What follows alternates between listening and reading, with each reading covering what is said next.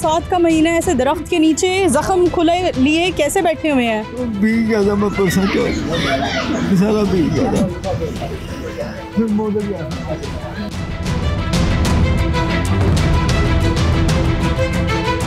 Guard हूँ MPS का, 4.5 माह की हमें पे नहीं दी। मेरी आवाज़ गवर्नमेंट से है, मरीम नवाज से है, ताकि हमें इंसाफ दिलवाया जाए। मेरे छोटे छोटे बच्चे हैं, गरीब आदमी हूँ मैं। 2-3 हफ्ते से आ रहा हूँ, इससे पहले मैं 1 साल से बीमार हूँ। बंदा आज मार रहा है तो 3 महीने का टाइम, एक दिन नहीं निकलता, 3 महीने का टाइम दे दिया इन लोगों ने।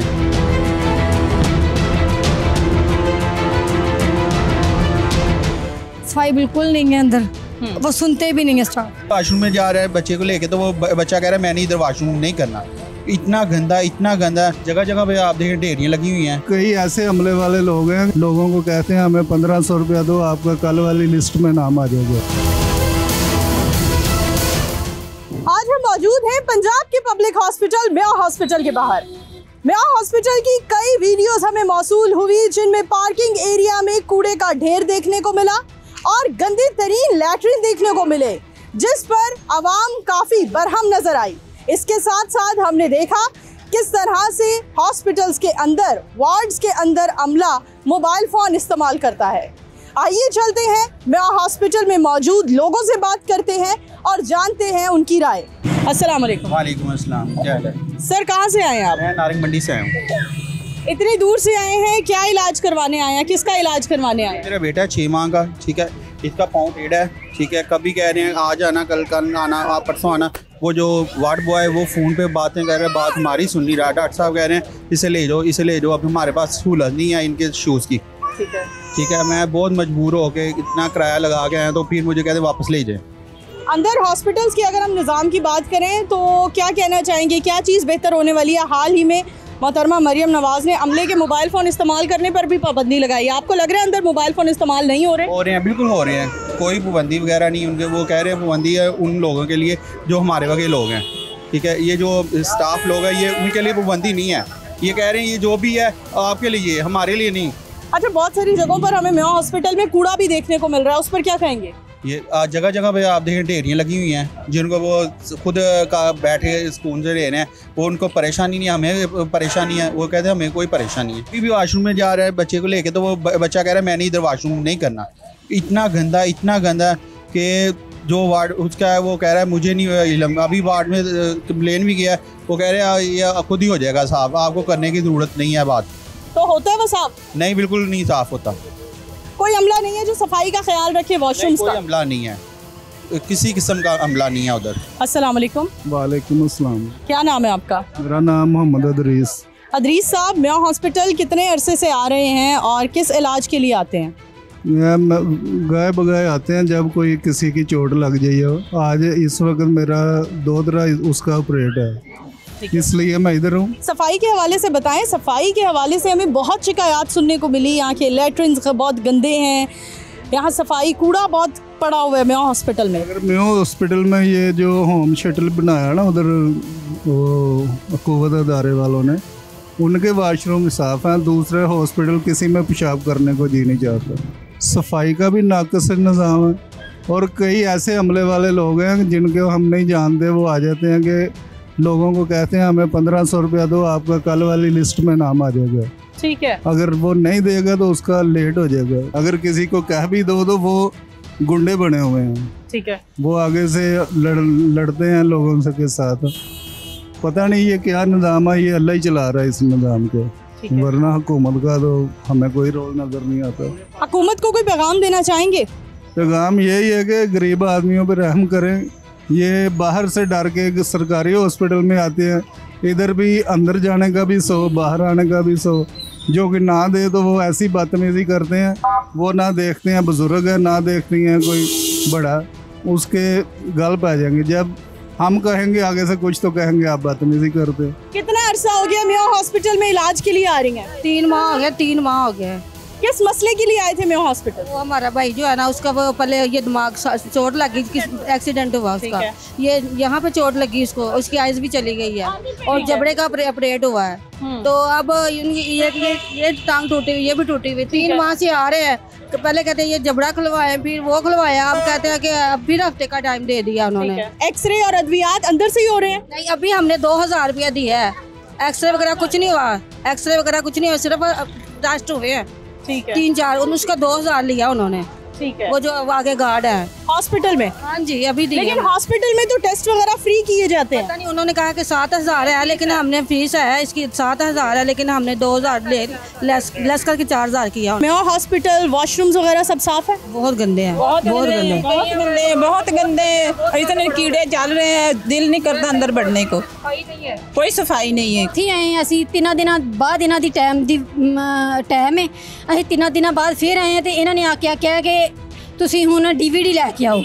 ਸਾਨੂੰ ਹੁਣ ਕੀ ਪਤਾ ਕਿ ਇਹਨਾਂ ਨੂੰ ਕਿਸ ਤਰ੍ਹਾਂ ਦੀ, ਸਾਨੂੰ ਪਹਿਲੇ ਦੱਸ ਦਿੰਦੇ ਕਿ ਸਾਨੂੰ ਤਸਵੀਰਾਂ ਚਾਹੀਦੀਆਂ, ਇਹ ਸਾਨੂੰ ਕੀ ਚਾਹੀਦਾ। ਅਸੀਂ ਇਹ DVD ਉੱਥੇ ਗਏ, ਇਹਨਾਂ ਨੇ ਕਿਹਾ USB ਲੈ ਕੇ ਗਏ, ਇਹਨਾਂ ਨੇ ਕਿਹਾ ਨਹੀਂ ਸਾਨੂੰ DVD ਦਾ ਪੱਤਾ ਲਿਆ ਕੇ ਦਿਓ, ਅਸੀਂ ਉਹਦੇ ਵਿੱਚ ਕਰਕੇ ਦਾਂਗੇ। ਅਸੀਂ ਉਹ ਪੱਤਾ ਲੈ ਕੇ ਗਏ, ਉਹ 'ਚ ਕਰਵਾ ਕੇ ਲੈ ਗਏ। ਹੁਣ ਫਿਰ ਇਹਨਾਂ ਕੋ ਆਏ ਸਵੇਰ ਦੇ ਆ ਕੇ ਤੇ ਇੱਥੇ ਜ਼ਲੀਲ ਹੋਣ ਡੇ, ਕਦੀ ਕੋਈ ਪਰਚੀ ਬਣਵਾਈ, ਕਦੀ ਕੋਈ ਪਰਚੀ ਬਣਵਾ ਕੇ ਤੇ ਫਿਰ ਕਮਰੇ 'ਚ ਗਏ ਤੇ ਉਹਨਾਂ ਨੇ ਕਿਹਾ ਨਹੀਂ ਜੀ ਹੁਣ ਸਾਨੂੰ ਇਹ ਨਹੀਂ ਚਾਹੀਦੀ, ਹੁਣ ਸਾਨੂੰ ਤਸਵੀਰਾਂ ਚਾਹੀਦੀਆਂ। ਪੂਰੀ ਮਾਰਕੀਟ ਅਸੀਂ ਜ਼ਲੀਲ ਹੋ ਗਏ ਆ। ਉਹਨਾਂ ਨੇ ਕਿਹਾ ਕਿ 750 लगेगा, ਕਿਸੇ ਨੇ ਕਿਹਾ कुछ लगेगा, फिर ये तस्वीरें बन गई। अस्सलाम वालेकुम। वालेकुम सलाम। सर क्या करने आए हैं मेयो हॉस्पिटल?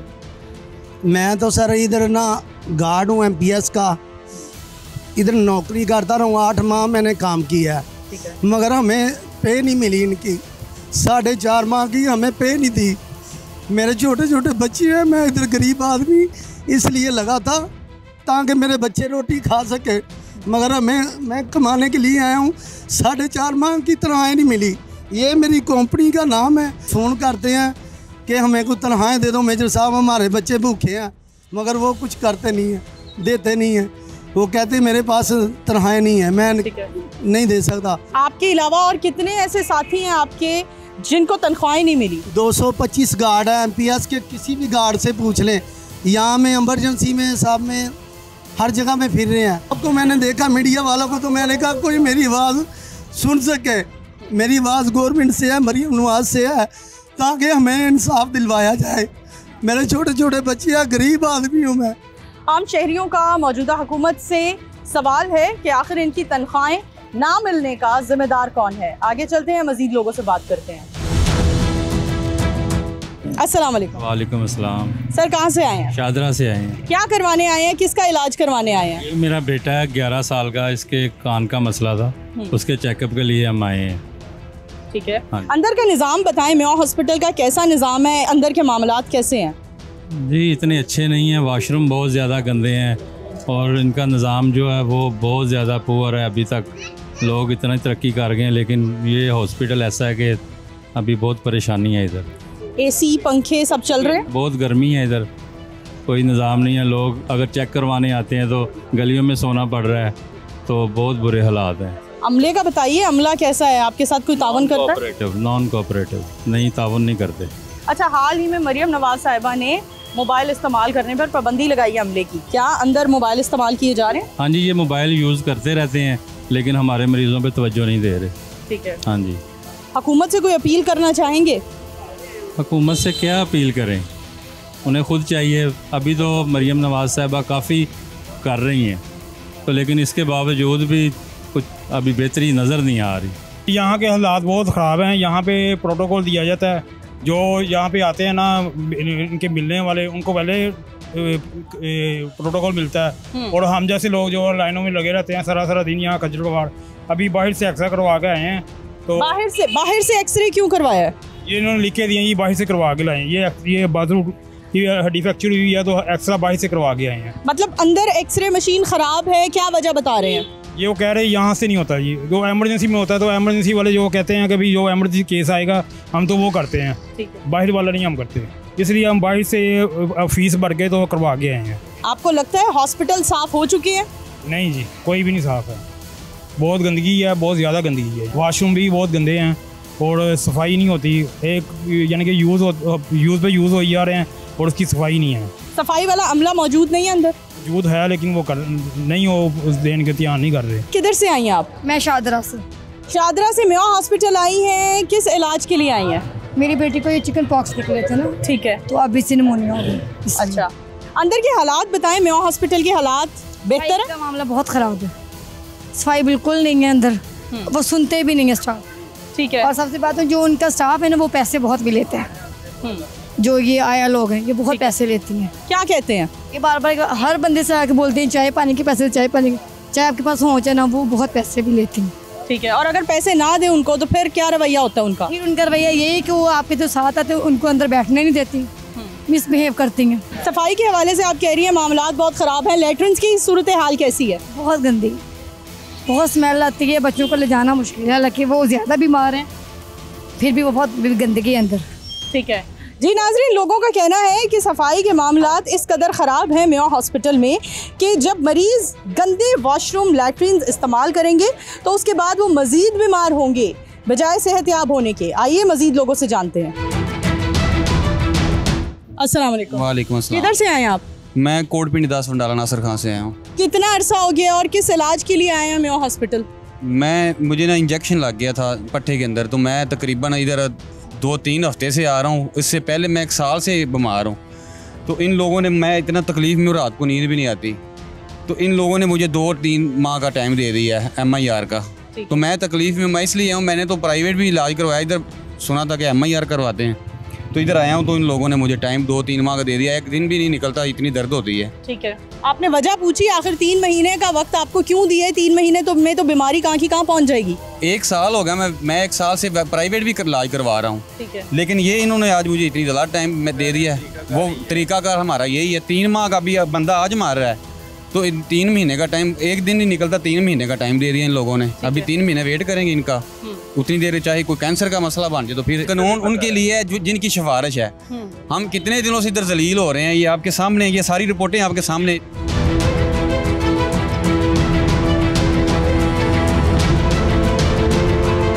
हमें बताइए कितना अरसा हो गया मेवा हॉस्पिटल में? काफ़ी परेशान नज़र आ रहे हैं, कैसे हालात हैं यहाँ के? ये मैं गाड़ी आ गई थी,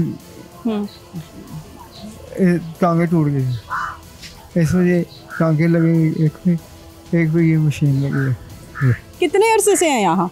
1 महीना हो गया। आपके साथ कोई है? कोई नहीं। आपकी फैमिली, ख़ानदान में से कोई आपके साथ नहीं?